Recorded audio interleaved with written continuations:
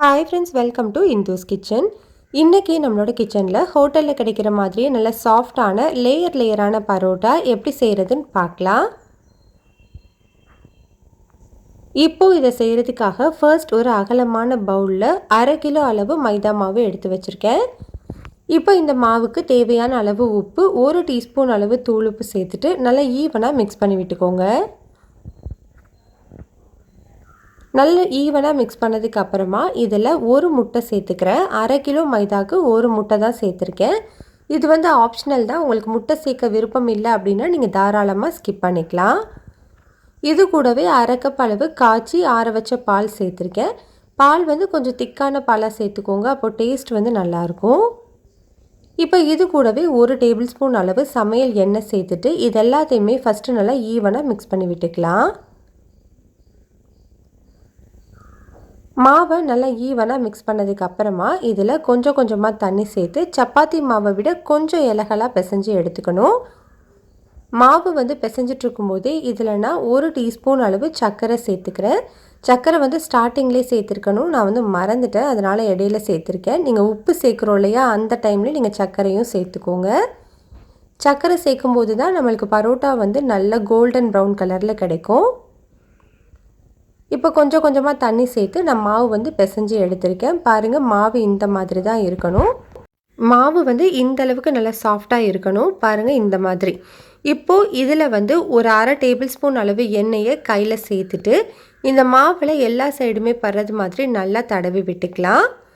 அப்போ நம்மளுக்கு மேல் மாவு காயாமல் இருக்கும். இப்போ இந்த மாவை குறைந்தபட்சம் நம்ம ஒரு 2 மணி நேரமாவது ஊற வச்சுக்கணும். உங்களுக்கு டைம் இருந்துச்சு அப்படின்னா நீங்கள் தாராளமாக ஒரு 3 மணி நேரம் ஊற வச்சுக்கலாம்.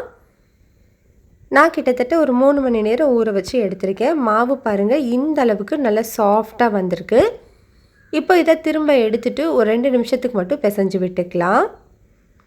பரோட்டா நல்லா சாஃப்டாக வரணும்னா மாவு ஃபஸ்ட்டு நல்லா ஊறி வரணும். இப்போ நம்ம ரெடி பண்ணி வச்சுருக்கிற மாவுலேருந்து கொஞ்சமாக எடுத்து ஃபர்ஸ்ட் இந்த மாதிரி அடியில் கொடுத்து மடித்து விட்டுக்கோங்க. அதுக்கப்புறமா உங்களோட கட்டை விரலுக்கு நடுவில் வச்சு இப்படி அழுத்திக்கோங்க. பாருங்கள், நம்மளுக்கு ஒரு சின்ன பீடா மாதிரி கிடச்சிருக்கு.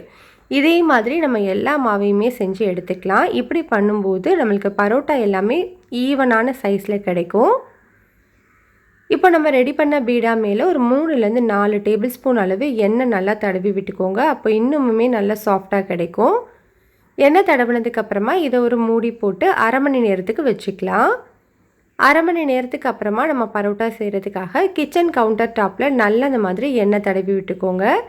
அதுக்கப்புறமா நம்ம ரெடி பண்ணி வச்சுருக்கிறதுலேருந்து ஒரு பீடாவை எடுத்து இந்த மாதிரி கை வச்சு லைட்டாக ஸ்ப்ரெட் பண்ணி விட்டுக்கோங்க.